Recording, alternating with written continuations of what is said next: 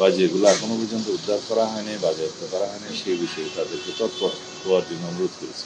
বা যেগুলো এখনো পর্যন্ত উদ্ধার করা হয়নি, বাজেয়াপ্ত করা হয়নি, সেই বিষয়ে তাদেরকে তৎপর হওয়ার জন্য অনুরোধ করেছি। নির্বাচন উপলক্ষে যে সমস্ত প্রাক নির্বাচনের সময়ে লাইসেন্সকৃত আগ্নেয়াস্ত্র জমা প্রদান করতে বলা হয়েছিল জনসাধারণকে, সেই অস্ত্রগুলো এখনো ফেরত প্রদান করা হয়নি। সে বিষয়ে আমরা একটা চিঠি দিয়েছি মন্ত্রণালয় থেকে, এবং সেগুলো যাতে যথাশীঘ্র ফেরত প্রদান করে সেই জন্য আমরা পরামর্শ দিয়েছি এবং লিখিত আকারে মন্ত্রণালয় চিঠি দেবো। সেখানে কয়েকটি ক্যাটাগরি আছে। যে সমস্ত লাইসেন্সগুলো 2009 সালের 6 জানুয়ারির আগে ইস্যু করা হয়েছিল সেগুলো ফেরত দিবে। যে সমস্ত লাইসেন্সগুলো 2024 5ই আগস্টের পরে ইস্যু করা হয়েছে সেই সমস্ত লাইসেন্সের অন্তর্ভুক্ত সেগুলো ফেরত দিতে।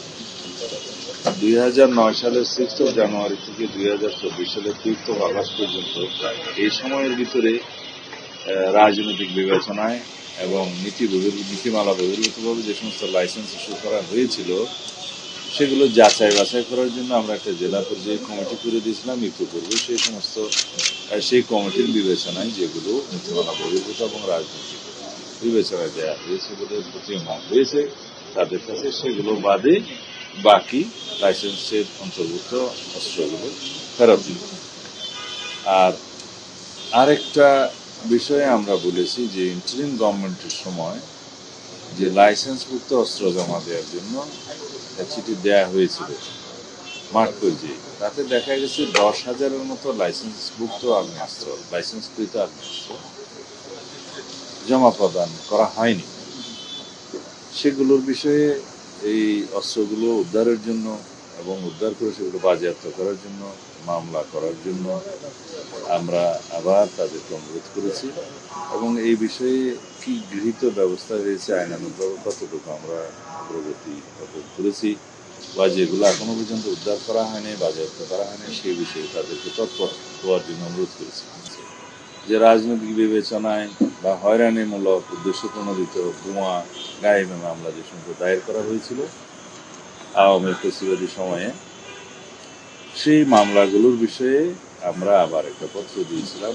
আমরা দায়িত্ব গ্রহণের পরে ইন্টারিম গভর্নমেন্টের সময় কিছু মামলা প্রত্যাহার করা হয়েছে, কিন্তু সেখানে কিছু কিছু মামলা, কিছু শ্রেণীর মামলা অন্তর্ভুক্ত করা হয়নি, যেমন হত্যা মামলা, অস্ত্র মামলা, নারী নির্যাতন, মাদক পাচার, মানব পাচার, এই সমস্ত কিছু মামলা এই আওতাভুক্ত করা ছিল না। তখন আমরা পলিটিক্যাল গভর্নমেন্ট দায়িত্ব নেওয়ার পরে আমরা বিবেচনা করেছি যে আমাদের বিরুদ্ধেও অনেক অস্ত্র মামলা, হত্যা মামলা দেওয়া হয়েছে। এমনকি দেশনেত্রী বেগম খালেদা জিয়ার বিরুদ্ধেও হত্যা মামলা ছিল, অন্তত আমার জানা মতে 2-3টা, যাত্রাবাড়ি, কুমিল্লা সহ বিভিন্ন জায়গায় 14 গ্রামের মামলা। আমার বিরুদ্ধে একটি মামলা ছিল, অস্ত্র মামলাও ছিল।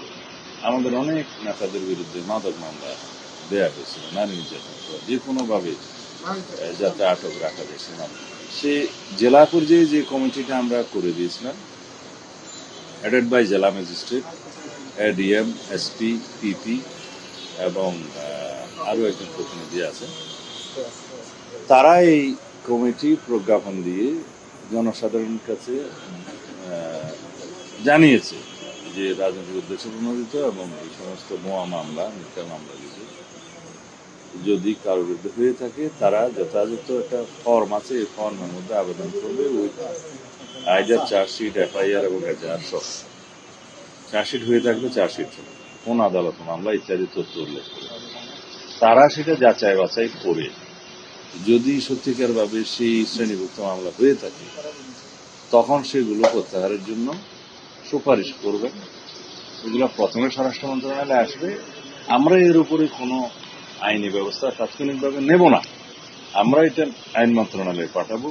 ওখানে আইনমন্ত্রীর সভাপতিত্বে একটা কমিটি আছে, তারা ভেটিং করে যদি সঠিক পায় যে সমস্ত মামলা প্রত্যাহারের জন্য উপযুক্ত মনে করবেন, তারা স্বরাষ্ট্র মন্ত্রণালয়ে পাঠালে আমরা সিআরপিসি 494 অনুসারে সেগুলো প্রত্যাহারের ব্যবস্থা নেব।